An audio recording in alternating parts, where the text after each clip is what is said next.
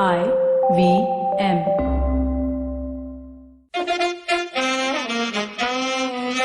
कृपया ध्यान दीजिए, the language used on the podcast may not be fit for consumption. We warn you, tread carefully. But listen yaar, don't be so conservative.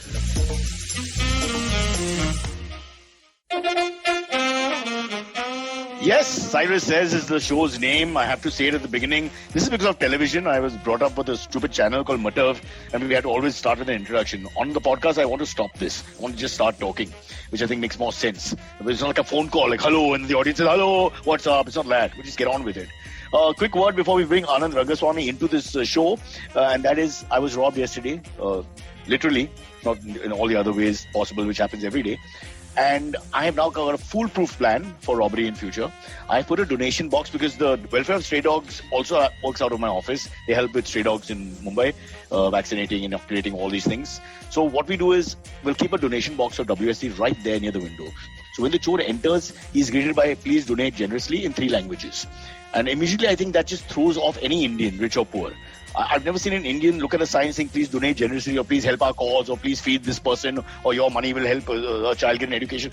Everybody turns and runs from that. So that's what I've done. I've put it right there. I can't show it to you. I'll show it to you later when I can. And I hope that deters all crime. Nothing like charity to stop you.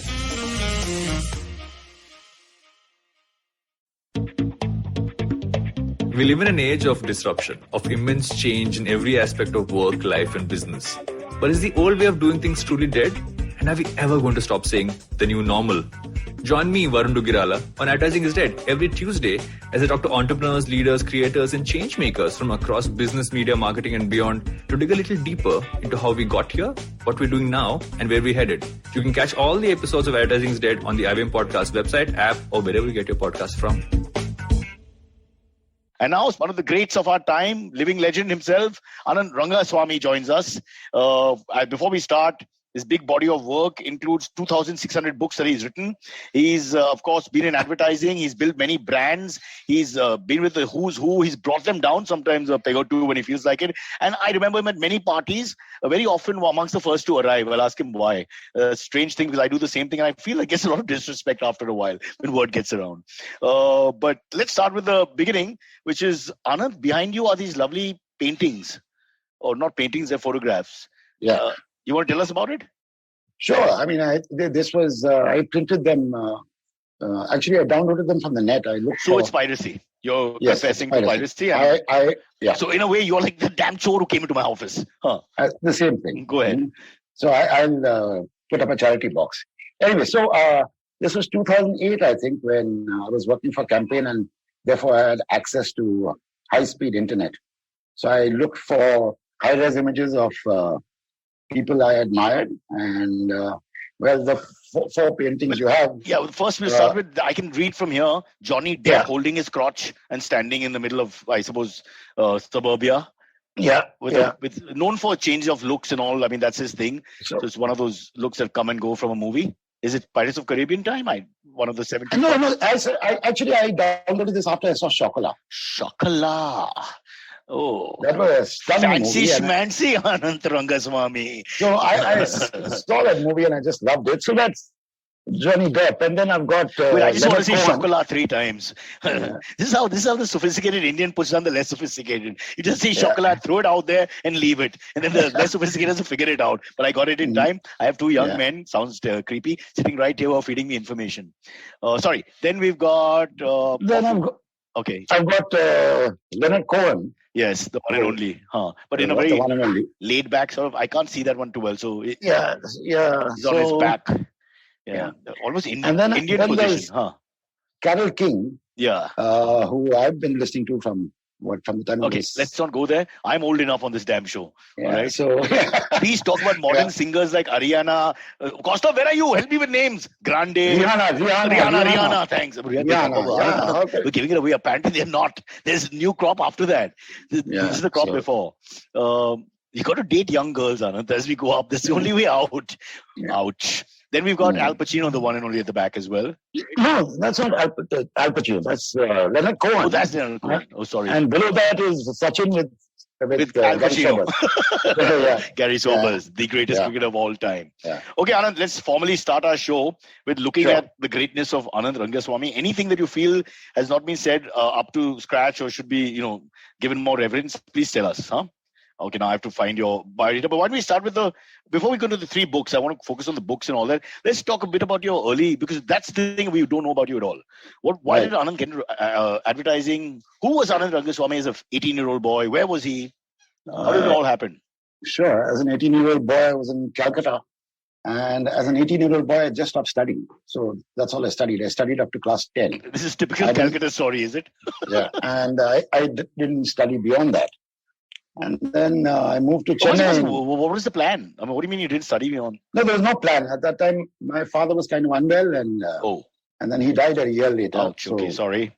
No, it's okay. So you had to deal with all that. So life took over, basically.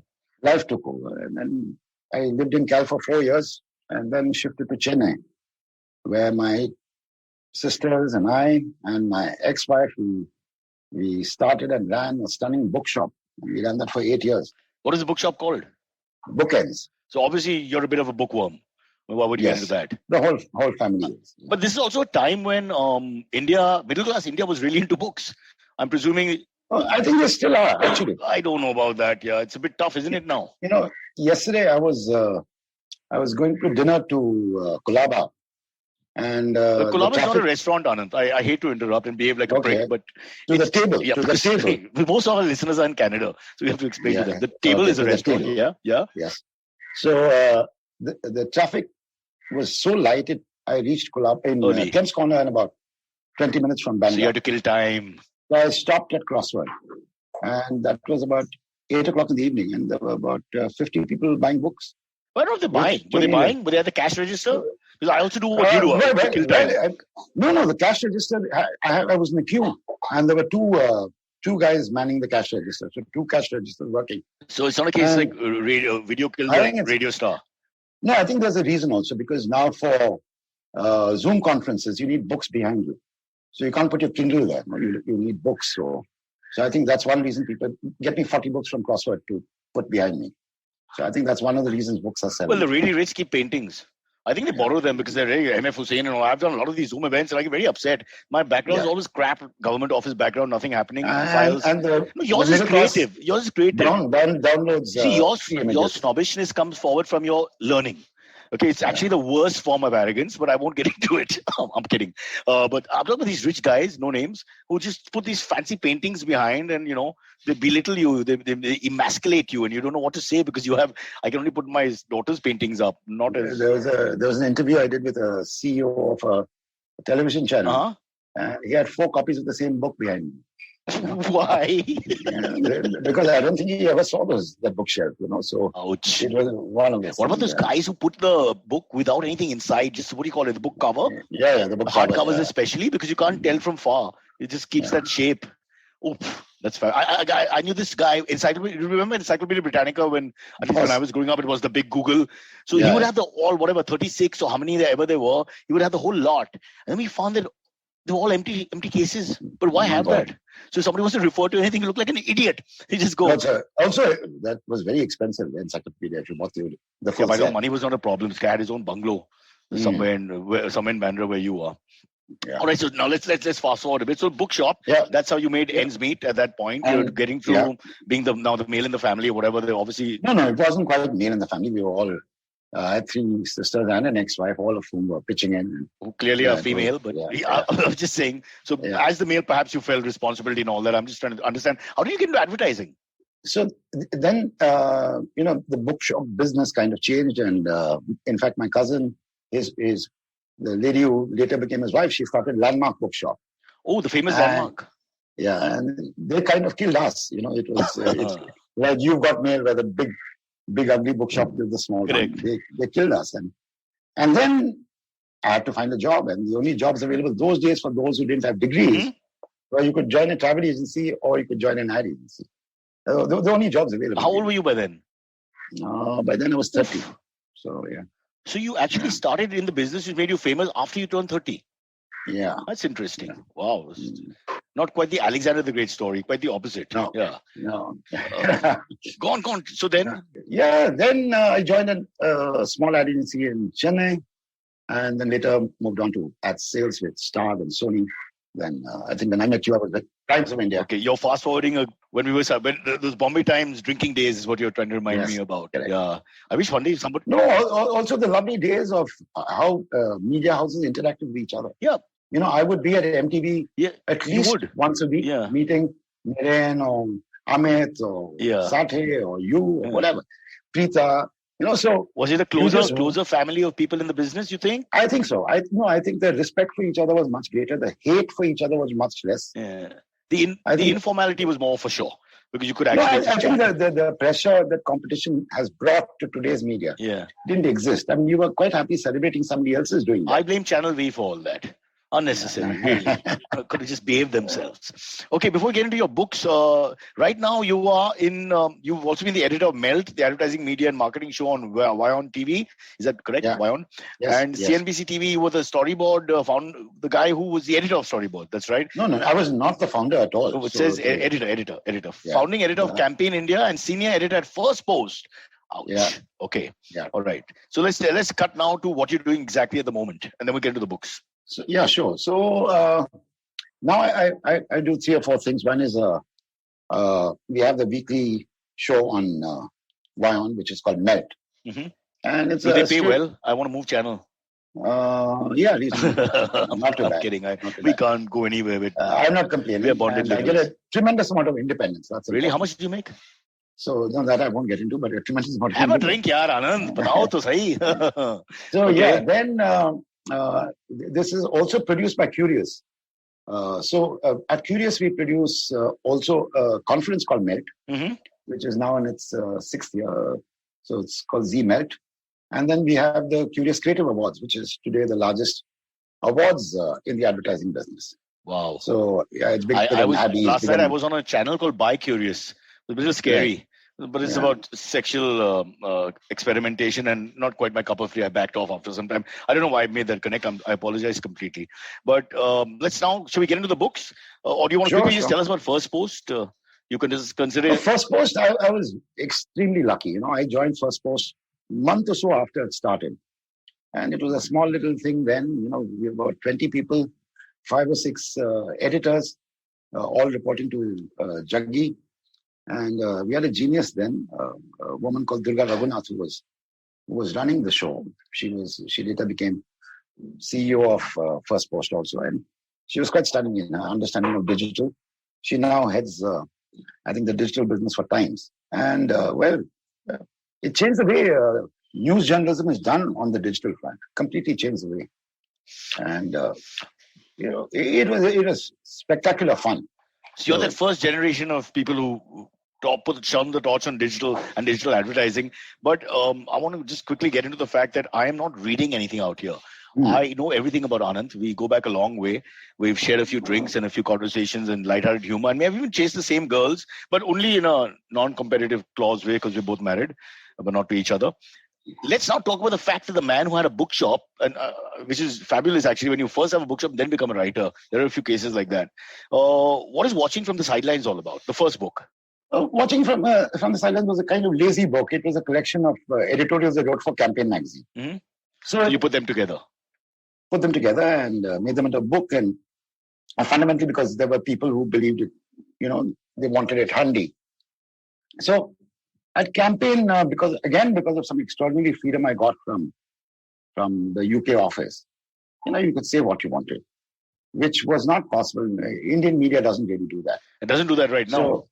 No, they don't do that right now. So Campaign gave me that space, and Watching from the Sidelines was a simple book. You dipped your toe into the water with that, and then you came up with Elephants in the Room, which is a commentary on advertising. Elephants in the Room was huge provocation. I did that after I left Campaign, and I had some time off because I've never taken a job with a job in hand. I've always taken a deep breath and say, what do I do next? So Elephants in the Room, I thought not enough was being said about the advertising world. So especially the what's of the advertising world. So I said, let me say it like it is. And I took a punt in 2011 on what the world would be like in 2016. And I refer to it myself once in a while, just to figure out how much I've got right and how much I've got wrong. And quite a bit is absolutely right. So let's segue for a second, since you've written like the almanac. What's the worst ad you can think of? Oh, okay, I think the worst ad I can think of really is that Pierce Brosnan in that good car. Oh, man, spot on. I think we should ask the people listening to send their comments for worst ad ever. Yeah. Take us through that. He doesn't even know what the product was, right? No, he didn't know what the product was. I mean, what he was doing. It was just, and I think he got everything wrong. I think somebody wanted to sign up to Pierce Brosnan. We've seen. Yeah. So somebody in the family which owned the good car company. Right. So I think it was ridiculous. It didn't have a fit with anything. And we had that other guy also, Oliver Jackman. Didn't Zidane also do it after some time? They pursued Zidane also as well, if I remember correctly. Maybe for the same reason. Same way, they had no idea. Poor guy. Yeah, no idea. So I think that must be the worst ad I've seen. Oof, ouch. Best is a tough one. Whatever comes to mind. Best, actually, no. I'll get a little. I think best, I would list two, and most people won't agree with it. One is the Google reunion search film, which was done by Sukesh from Ogilvy. Mm-hmm. That in India-Pakistan. Oh, yeah. Oh, that's fantastic. That's like a tearjerker, man. Yeah. Yeah, a stunning film. Yeah. And I think it's... I wish we could play it because people would know. How do you explain it? It's the India-Pakistan... it's like a promo. He goes to Pakistan. That's the beauty of it. So these two ads which I list. Listen. They're basically not creative directors' ads. They're planners' ads. Yeah. Because every second they're talking about the product. And you don't even realize they're talking about the product. Right. It's so beautiful because the whole film, these two kids are searching. Yeah. Fair enough. So that's one. I think that was splendid. So the second one, you will certainly know, but I don't think any of the younger viewers will know. I hate those guys. They're too young. Yeah, which is when you were at MTV and you had the close-up commercial called Kya Aap Close-Up Karte Hain. Correct, yeah. A beautiful song, beautiful dance, and lovely colors. And it's the same thing. Again, it's a planner's film. And though the line sounds creepy, when you saw it, it was very classical and romantic. But actually, if you would take it offline and just talk about this line, it would sound creepy. But yet, it marries well, I must say. And it's a planner's line. They shoved in the brand name into the song 5 times. So your point is that whatever happens, the creativity is important, but it has to always marry well with the product in the mind of the person watching. I don't think creativity being important. I can tell you a lovely story. Please do. I don't get people who don't invest in invest in a ton on media. It makes no bloody sense. They slash the budget for a film from 70 lakhs to 30 lakhs, while the media budget is 30 crores. I mean, slash your media budget by 30 lakhs and allow the creative director to have some fun. So there's a lovely story. The last Fevicol film, which is The Sofa. The Sofa, the media budget, from what I understood, was about 20 crores. That's the media budget they decided on. Right. In 24 hours, the way it went viral, they slashed that budget from 20 crores to 15 crores. By the end of the first weekend, they had slashed that from 15 crores to 12 crores.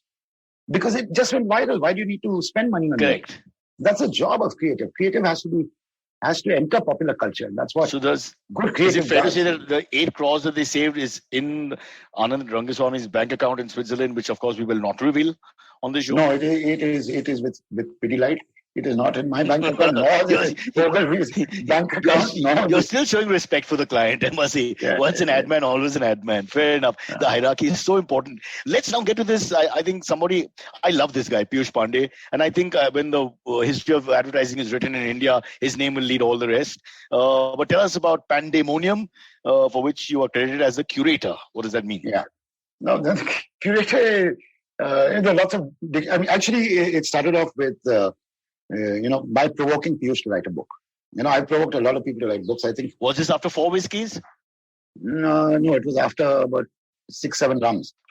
I used to drink rum, and Piyush, of course, drank this. So I was badgering him to write a book, and finally, one fine day, he snapped and said, okay, I'll write the book, but you help me write it. So I said, I'm going to write the book, because then it loses all soul. So I said, I'll help you write the book. And so what I did was, I went to Goa to his house. We both scheduled so that we could go together. And we sat every morning over many cups of tea and put a recorder between us and just chatted about things. and then got that transcribed and got it into a book. So the curator is somebody who looks after... Yeah, like a museum guy. That's the word that comes to head. The gatekeeper of the bloody museum. No, also it is somebody who looks after someone with a disease? With a mental affliction. Okay, be careful. So be very careful. That's the definition Piyush took on himself. Yeah. So he credited me. So it's a fair title is what you're saying. Yeah. Yeah. Absolutely. I loved it. Yeah. So just to understand, is it like a biography of him growing up and that kind of thing, or is it just his thoughts on advertising? No. It is a autobiography. It's not a biography. It's an autobiography. And it tells a lovely story of how he grew up and therefore how it influenced the work that he did over the years. Include his wicket keeping? Yes, he's a fine wicketkeeper apparently, and good friend of Arun Lal who played for India. Yeah, absolutely. He talks about Arun Lal in the book. He talks about all the lessons he learned from cricket, which he applied later in life. We used to live 2 lanes apart, actually. He then moved to Worli, but he was in Malabar Hill first. I remember walking my German Shepherd, and he would call me. I wasn't empty. He was just a guy with a dog. And he would, whose dog is that? With his black shirt and his 5 chamchas behind. And he'd call me up with the dog to have a drink. He didn't know who the hell I was. And then he's the guy who taught me, I've told the story many times, how to give alcohol to your GSD. He's put his finger inside and said, come here, Baba. And dog used to go and have whiskey with him. Single malt, something really expensive, which my dad couldn't afford. Oh, yeah, he was something special. I really like him. No, he is something special. In fact, we're working on his next book now. Yeah. All right. So just before I take a break and introduce the others, and we go into the contemporary conversation where you will get all controversial for us and get letters from the government, both state and centre, who differ on many parts, but you can attack them both. And Bandra. What does that mean? Bandra is not a safe zone. What are you talking about? No, Bandra is also, you've got ALM, which makes your life miserable about anything that you might do. Okay. So there's enough. Okay. Enough. How the politicization is like the Punjabification of the wedding when Berserk from the 90s, and every community and every culture and subculture of India had to spend more money and have longer weddings. And this was the same thing is happening with politics, I think, right up to your building polls everywhere. It's like cutthroat politics, clubs, this, that. You tell me, Anand, have we got too politicized? Everybody just goes berserk, sends you WhatsApps? No, absolutely. No, WhatsApps they don't, because I stop them. Block them the moment they get into politics. I really don't. Right. I've just thrown my phone away after this whole business happened. I said, I won't have no valuables. I want to be like the Buddha. I can't lose anything after that. I'm almost there anyway in terms of career. But we'll take a quick break. We'll come back. On the other side, we have a young man joining us who's 16 years old. He's a young stand-up comedian, Antariksh, also known as Silvery, because just like the great silverback gorilla, he has a streak of hair, which is white from his head to his pubes. And don't ask me how I know that, but the job was gotten circumstances which should not be explained on this show. We'll take a break. Anant Rangaswamy, the man, the myth, the legend. When we come back, we'll talk to everybody else. Hello, everybody. Welcome to another great week on the IVM Podcast Network. If you aren't following us on social media, please do. We're IVM Podcast on Twitter, Facebook, and Instagram, and LinkedIn too, for that matter. And we've been putting up some content on LinkedIn, so do check that out. I'd like to thank the sponsors on the network this week, Storytel and The Whole Truth Foods. Thank you for supporting us. So, great week on the network again this week. Definitely do check out the Pragati podcast. Pavan spoke to Krish Ashok. They discussed science, knowledge, and the wonder of Indian home cooking. Staying in the realm of food, on This Round is on Me, we had AD Singh as a guest. Gauri and AD discussed the 10 years anniversary of The Table and the 20-year anniversary of Olive. So 2 of Bombay's biggest restaurateurs have a conversation about the restaurant business. All Things Policy celebrated 500 episodes on January 27th. Manoj talks to Aditya and Anirudh about the surprising origins of the podcast, its evolution over the last few years, and its exciting future. This episode also marks their video debut, so definitely do check that out on YouTube. On Storytellers and Storysellers, Vineet talks to Ranjit Pratap Singh. Ranjit is the co-founder and CEO of Pratilipi. Pratilipi is a company that's recently acquired IVM, and Ranjit on this episode discusses his plans to build a homegrown media empire, his love for comics, and how India can have its own comic cinematic universe. And finally, Cyrus had an exciting week. We had some amazing guests this week. We had Vishal Gondal come and talk about Fauji. We had Atish Tathir talk about the various issues that he had been facing with his OCI card and other things like that. We had Adam Dow talk about things going on in the US and the evolution of what's happening there. We had Siddharth Kannan come and talk about his history with Cyrus and his new show. So definitely do come check that out as well. And with that, let me take you back to your show. Follow me at Instagram and Twitter on Bored Brocha. I'm so bored, I need your help. I need your love. I need your touch. Okay, just follow me. Okay, Anand, we're back after this long break. And I will invite Silvery, he's the guy in the corner somewhere with the beard. Hello. Hi, sir. Good morning. Hi. Silvery, did you pick up any of the ads he mentioned? The Colgate ad, I think it's in the late 90s. Yeah. No, the close-up ad. Close-up. What a brand to mistake. Yeah. Oops. Oh my God, the failure of advertising now. Oh my God. A Coke Pepsi moment if ever I had one. All right. But that's a very classic ad. Of course, I remember that. Yeah. And Pierce Brosnan was much later, so I think you would know that one. No, I don't remember the. I mean, he's endorsing Gutka. He has no idea. It's in his hand. But I've seen the ad. Yeah. It was around the same time when Paresh Rawal was also endorsing Gutkas or something. But I think Paresh Rawal was aware of the product. There's a huge difference. Yeah. Yes, very true. Okay, cool. Let's talk about, before we do AMAs, can we do a couple of controversial, let's start with please. Let's ask him a little left of center, literally, Myanmar, the coup that happened, I mean, just when everybody thought that the junta would be put in its place, etc. What is it, China's holding their hand, or it's not quite clear. But what are your thoughts about it, and how close is it to our situation? No, my thoughts are very clear. My understanding of that coup is based on the aerobics video that I saw. That woman doing aerobics as the tanks were behind her. Yeah. Yes. That's my in-depth understanding of the coup in Myanmar. Okay. So so there's not much I can say about it. But I'm just worried that go ahead. On a personal level, I don't think a military rule is ever a good idea for anything. Yeah, absolutely. For anybody. We've seen that from two neighbors. It's hilarious because they say military rule, but they will abide by the constitution. But the constitution says there's no military rule. I mean, it's a paradox. I mean, it's a joke. No difference from what we've seen in across the western neighbor. Yeah. But everything said, this is definitely sad that they're doing a coup. But it was a bloodless coup. So that's kind of impressive in some way. Well, no, I don't know how that helps. Only thing is that she's lost so much equity over the whole Rohingya issue maybe 10 years ago she was the humanitarian of the decade. Now she's not, because people are questioning her as well. At the end of the day, one man's humanitarian can't be the other person genocidist, literally, which is just I don't know. I don't want to be cynical on a show like this. We have Anand who brings brevity with his creativity and the campaigns that he's got under his belt. But sadly, it just looks like that. That nobody is perfect. There's no saints left. I think that's really I don't know where to go, Anand.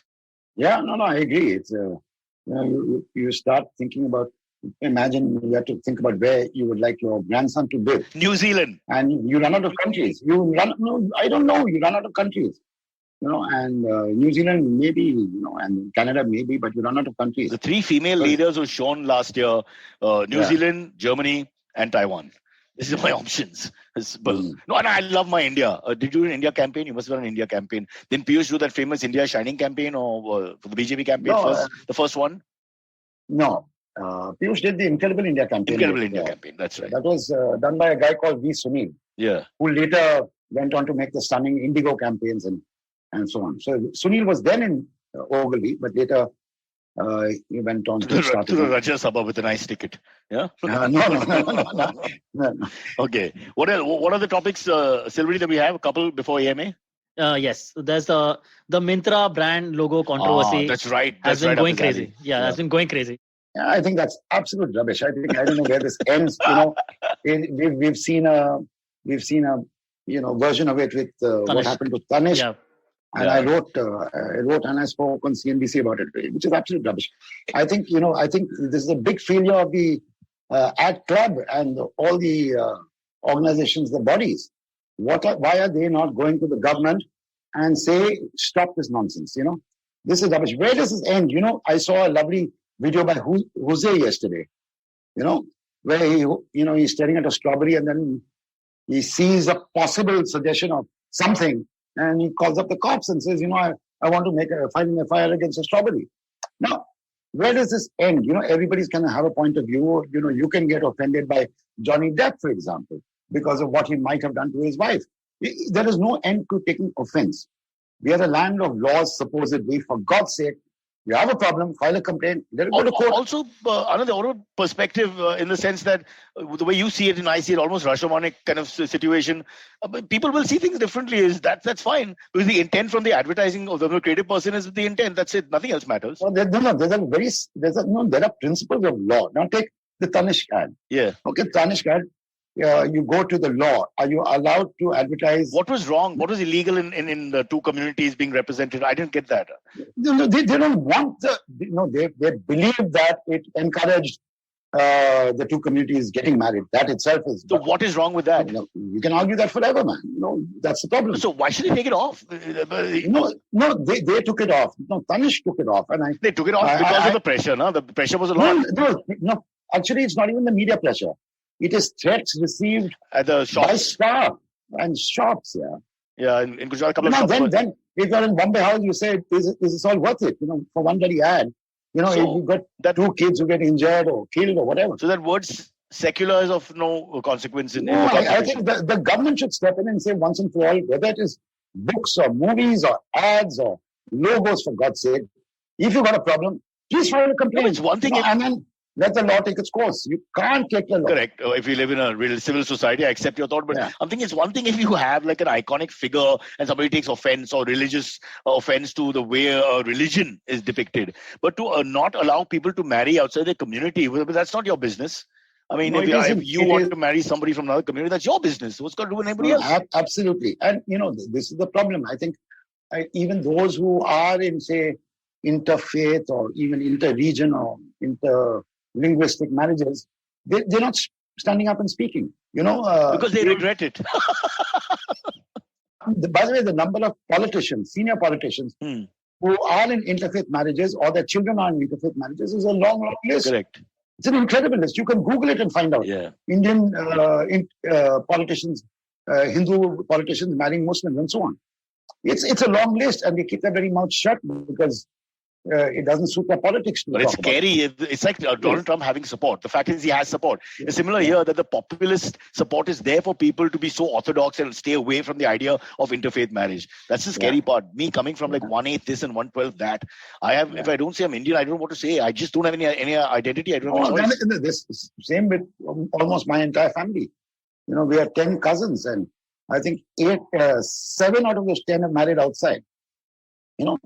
So, but also because it was cheaper. Indian weddings are very expensive. Let's No, when I say married outside the community. There you go.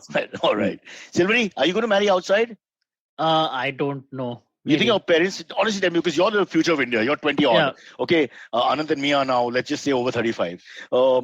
Would you marry outside A? And B, would your parents be okay with it? Tell me honestly, quickly, no thinking. Honestly, I don't think my parents would need some convincing, a little more than if I were marrying in the same religion and caste or whatever. Okay, so basically, caste and all is not going to happen. Yeah, I mean, religion. Be a big issue. Yeah, religion. Yeah, for sure. So, if you married a Muslim girl, you're saying that you'd have to convince your parents. So it would be like... I really have to convince my parents, yes. Oh, that's not a good sign, Anand. And he's not a fairly liberal boy living in Powai, stand-up comedian, does his own thing. No, it's not. It's definitely not. Yeah. It's disturbing because we live in so many complex Indias. My daughter is married a Muslim, and she's been married in a few months, and I think we forget to look at the core. Is the boy a good boy? Are you happy to have him? Absolutely. Those are the deeper issues. I mean, what are you bothered about whether he's Muslim or Chinese or whatever? Those they'll solve themselves. Yeah. Is he a good boy? And if you're happy with the boy, for God's sake, move on. It's actually quite a stupid point when you think about it, that people actually are looking at the external side. Yeah, the external side is of no consequence. Ultimately, you're in a marriage with someone, it's the character of the person that shines or doesn't. It's absolutely nothing to do with the external side. It's like saying I'd rather marry an average to bad boy from my own community than a good boy from another community, which is nonsensical. Absolutely. Anyway. I told my daughter, whoever you marry, he has to be someone who loves you more than you love him. That's my rule. I want to make sure he opens the door till he dies for her. Make sure she's put forward first. And I'm going to shoot him in the leg anyway, once when I meet him, so that he's crippled for life. Wrong word, but has a limp. Wrong word again, but not fully fit, but remembers never to mess with my daughter. That's for sure. But Sylvia, you're scaring the hell out of me, honestly. I must say, I thank my parents. They're ahead of their time, because we never grew up with any feeling of fear of anything in terms of community or caste or anything. It just wasn't an issue. I think Anand is the same. Yeah. I've had 4 relationships in my life. Yeah. Only one of them was with a Hindu. The others have been 2 with Muslims, 1 with a Christian. So I am fully. I think because my parents are so against this, I am more into it, I think. But honestly, it's honestly, it's only when you say you want to get married, then everybody stands up and gets counted. That's kind but they'll make disparaging remarks. I know friends growing up and all. The parents will make one parent at least, maybe not both, will make some sort of disparaging remark about the kid or discouraging remark, perhaps not racist or communalist. And then you get the sense, that they're interfering and they care one way or the other when they shouldn't, honestly. But anyway, who are we to say anything? As you said, New Zealand. Take a right from where I am and go straight till we reach. No, I'm kidding. Love our country. Moving back. Yeah. Anand, so one thing. Yeah. So about this Myntra thing, do you see an overcorrection happening? Maybe at some point where the brands are like, "Arey, nothing. I don't care only what you say." Of course. In fact, that too I wrote about when the Tanishq thing happened. How can if the creative director has to stop and think of all the objections to a script before he writes it? How the hell does he write? It's like Cyrus for his his weekly show. If you have to double think it. So now we edit on the spot, Anand. You don't just write. You're editing as you speak. I can't say this. It's going to kill creativity in all forms across all products, whether it's an ad or a film. Last night we were talking about thunder. I mean, what is in that? There's nothing in it. And in fact, I was at dinner with some people I can't mention, and one of them was mentioning White Tiger has escaped because it's in English and it hasn't got the attention of people. But it has far more seemingly objectionable content. What, the lower class, upper class issue? What? Yes, absolutely. What's wrong with our country? What are you going to talk about? No, this is the point. It is quite frightening. And it's a controversial book, but it's not something that doesn't happen. If a creative director has to worry about these things, God help. For example, the Google search film we spoke about, that film could not be made today because you'll worry about how, because that's India. You're glorifying the neighbor in a sense. You're saying we could be these friends. Overtones. You're jumping. Fair enough. That film couldn't be made today. Ouch. So we do it with Bangladesh? Is that okay? Or Obama, I guess. But not China and not Pakistan. No. Or maybe just go back to Canada. Everybody's got a relative there. Yeah. Oof. That's so sad. Yeah, so in a way we've gone backwards then. Yeah. No, I think we have. I'm most worried about Silvery's generation. I mean, I would think that after our generation, the next one would be easier. The next one would be easier. The one after his, which is my son and daughters, would be even easier. And then, whoever, Silvery's kids, even easier. But it's not looking like that. It's looking almost like 2 steps forward, 1 step backwards, like the famous book by Lenin, is it? No, it's 1 step forward, 2 steps back. 1 step forward, 2 steps. I stand corrected or I don't stand at all. Yeah, ouch. I know we're laughing about this, but this is really very cynical in thought. So, and we're talking about, again, the so-called liberal, we think liberal middle class of India. I'm not even talking about people perhaps who live in an area where they don't get exposure to other people, without sounding classist in any way. But, these are urban people who meet people. And as you said, your daughter marries someone from somewhere else because we meet different people. So we're exposed. That exposure should help, shouldn't it? Yeah, it should. Absolutely. But it doesn't? It doesn't. It seems not, because I think you're so much under pressure from what people say. And your definition of people who are influential, dangerous is a very complex thing. Yeah. And so I think fear is coming in. Just 1 second. Yeah. And for us on a live show, Anand Rangaswamy just segued to tell someone to open the door for him. Who is this someone? Yes. We will find out in a captivating second minute of this show. Anand, who is that? There's my dhobi for my kapra. Look at this beautiful human being and the relationship he has with this dhobi, who personally brings the kapra to him. I presume it would be underwear, innerwear, that kind of thing. You don't want to share that with the neighbors. And no, it's only clothes for pressing. So it's I don't get my innerwear press. You're not pressing your dhobi. Let's be very clear. It's just the pressing the dhobi does about the clothes. Whether he's in the clothes when the pressing happens is not clear. This will come to us later in the show. Are we ready to cut to the AMA, sir? Yeah. Or is there anything on the chat that's come on? There is. But I had one point. I was recently in my parents' room and they were watching a 1995 comedy show called Full Tension with Jaspal Bhatti. I love him. Yeah. So I was watching that and I was thinking this show would not be able to be made today because they would take offense with everything in that show. With any politically satirical kind of joke. Exactly. He took satire forward, actually. It was actually, very good. Look at the last few days, the number of R.K. Lakshman cartoons which have been, floating around on social media. all to do with petrol prices and the budget. Because they can be replayed again.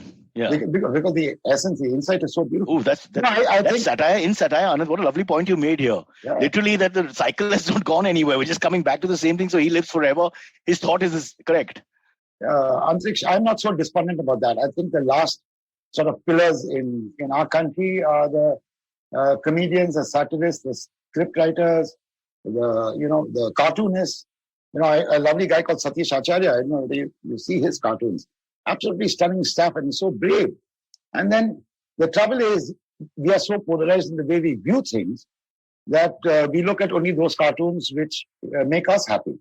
So somebody on Facebook says, why can't you do anti-Congress cartoons? So the guy just said, search with this hashtag and you'll find all the Sonia Gandhi cartoons. So he's done cartoons, but nobody notices that if you're a BJP supporter. And nobody noticed the anti... So let me understand. From that guy's perspective, you got to balance out your parody. No, not balance out. Not at all. No, not at all. I think what the environment throws up, I think it's no different from what you do in your TV show. Right. Because what the environment throws up and you pick from that. So why can't people understand that the fight will always be with the ruling party? Yes, because they're in governance. So obviously, 80% of our stuff will be on them. How can we just go against the opposition when they're not doing anything? No, Ravish Kumar was asked in a live show... why he doesn't attack the Congress. He said, because the Congress is not in power. Exactly. When the Congress is in power, I'll attack them. It's my job to attack the government in power. And cartoonist's job is to hold up a mirror to those in power, not to hold up. He said, so somebody asked him, why don't you attack Rahul Gandhi? He said, who is Rahul Gandhi? Exactly. Is he the Prime Minister? Absolutely. Why do you want me to attack him? So when he's in power, today we are seeing that in the US play out real time. It's not even 1 month since Biden took charge. He's getting attacked by the media every morning. Yeah, but they're missing Donald Trump. Yeah, no, that's the point. The fodder for them is gone. They have to be really creative here. He is getting attacked every morning, and that's how it should be. His anti-weed policy has helped him, I think. What's your stand, Anand? What's your stand on weed? No, I'm pro-weed. I don't smoke it myself, but I'm pro-weed. I think it will help the stupidity that we have around us. No, I think people ask questions like, why aren't you attacking so-and-so? And they... I want to send Kangana Ranaut a year's supply. Has she modeled for you? Tell the truth. Has she modeled for you? No. She hasn't. 100% sure, because you've got a huge body of work. You may not be involved in the smaller stuff sometimes. You said body of work. Oh, okay. All right. Leave it there, young man. Okay. Silvery, AMAs. All right. Let's get to the AMAs. The first one comes in from Hemisha Marolia De Silva. She asks, will we see a change in ads which have women washing and cleaning in them? Also, why do insurance brands only focus on the husband dying and not on the wife dying, like life insurance brands? What is that something that should be corrected or should be? I think there's a common answer to both. I think fundamentally advertising ought to either reflect what is happening in society or anticipate what is happening in society. So I do think that women washing clothes and all. But is it sexist that for 40 years we're cleaning the kitchen in the background all the time? In certain but I think the biggest brands are worried about that. And they are worried not because they have a conscience, but they're worried because it's not reflecting society. So more men are involved in household work, including washing clothes and washing utensils and so toilets. On. I do toilets. Absolutely. And we are seeing that, for example, Procter & Gamble with Ariel is doing, share the load and so on and so forth. Yeah. So I think that change is happening slowly. Whether it's men being depicted in insurance brands, I think more than that is men being depicted as the key earner, main earner in the family. I think that's also disappearing. We've seen lots of advertising there. But that is true without being sexist. Anand, is that of course true? In most cases, true in urban India, not necessarily true in rural India. There are more female farmers than male farmers. That's a statistical truth. Really? Truth. Are you serious? Yeah. And also, by the way, so old MacDonald was a woman. There are more Gujaratis who are non-vegetarian than vegetarian. That's also. And in Tamil, there are more non-veg than veg. There are more biryanis than any other state. All these things people don't know. But we've given it to you on the podcast because we're the... absolutely. What Google couldn't do, we could do. Go into the interiors. Yeah, so I would say these two things are changing. The deeper issue is, I think as society changes, it gets reflected in the advertising. There is one thing I would like to address, and I speak very sensitively on this subject. there are lots of irritating kids in ads. Right. They're so bloody irritating. And I blame you because, you are the guys, you're the generation, the whole last generation, you were one of the big guys there. Why did you allow these irritating kids to come on the ads and say irritating things like, I love you, mummy? What the hell? Why? Kids in ads it's the fatigue that sets into the creative director. They're very tough to control. And you are tired of doing 25 takes and the kid's still getting it wrong. And invariably that kid will be the son or daughter of somebody the client who knows somebody who knows somebody. You can't argue. So that's another very mess. And then you say, fucking, let's go with that and let's move on. All right. So along with trying to stop the communal tension, the orthodox wave, allowing India to be more secular, we also have to address this other issue. So it's maybe smaller, but it's strong. Too many kids in ads will destroy our society. We're very clear here. We're talking to a doyen, an icon. His view, if not mine, should be respected on this subject. Silvery, what else do we got? We still have 2 minutes. Yeah. Next one comes in from Karan Sethi. He asks, with Tanishq removing the ad showing interfaith marriage off air, has Mr. Rangaswamy ever faced a similar scenario? And what would he do in such a situation? This is a good story. Going back. Sorry, I didn't understand. So when Tanishq removed the ad, have you, sir, faced a similar scenario where you had to say remove an ad or you got like a lot of hate for something? And did you back off in the past? No, I think, when we were at First Post, which was when we started off in 2011, we had enabled comments. It was not restricted. So if you wrote a pro-Modi comment, you got, a pro-Modi piece, and it was an opinion column finally. You would get 800 hate messages from Modi haters, and the reverse would be true.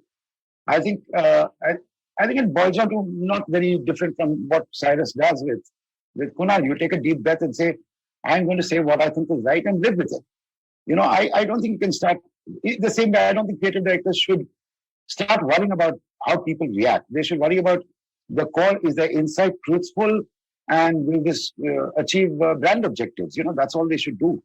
I don't think you can afford to be double guessing everybody's reaction. Today it's impossible.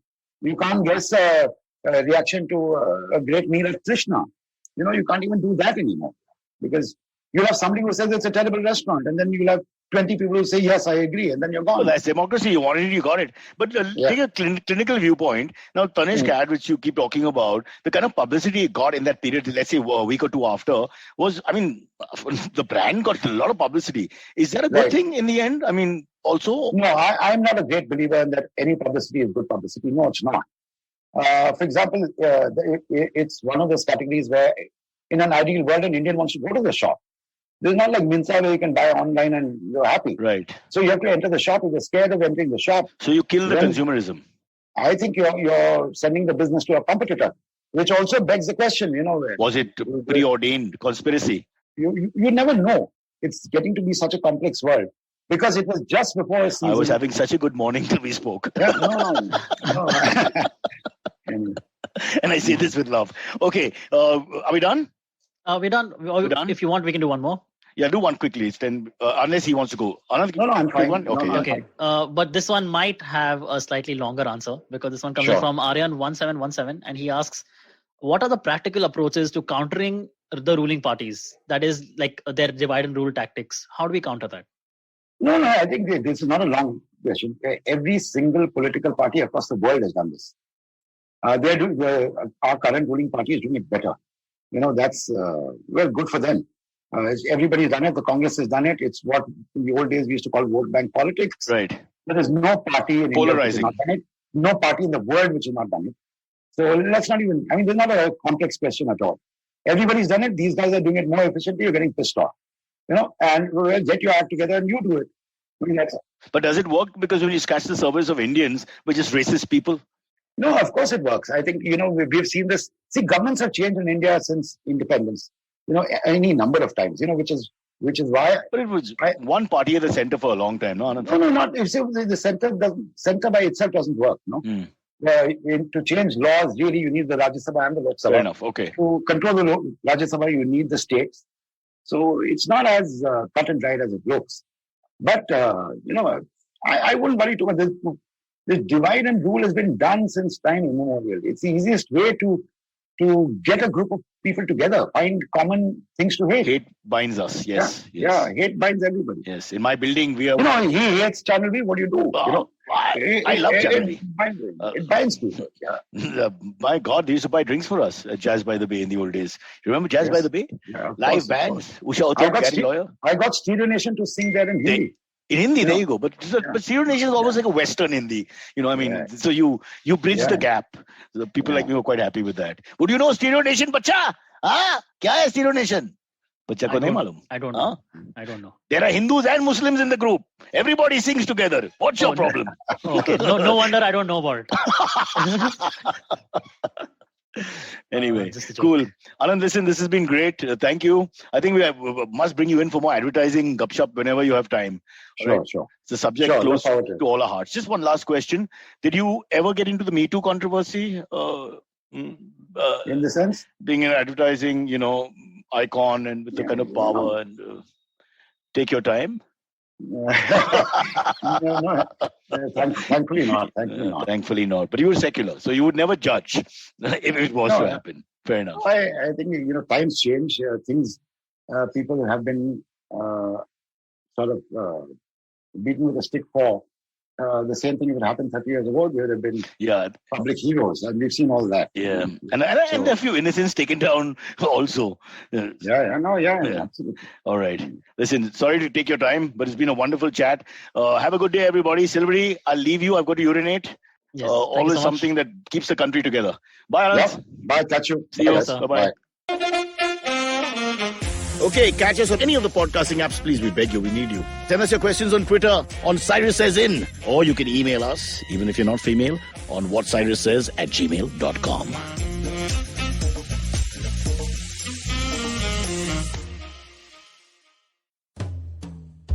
Do you wonder what goes inside the mind of an achiever? How do they manage to get back up on their feet in spite of their failures? Do they really do something different? You're absolutely right. Yes, they do. I'm Aditi Surana. Join me every Wednesday and Friday on my show Absolutely Right, where I use my special tool of handwriting analysis, also known as graphology, to interview high performers and study secrets behind their success and personality. You can catch us on the IVM Podcast app, website, or wherever you get your podcast from.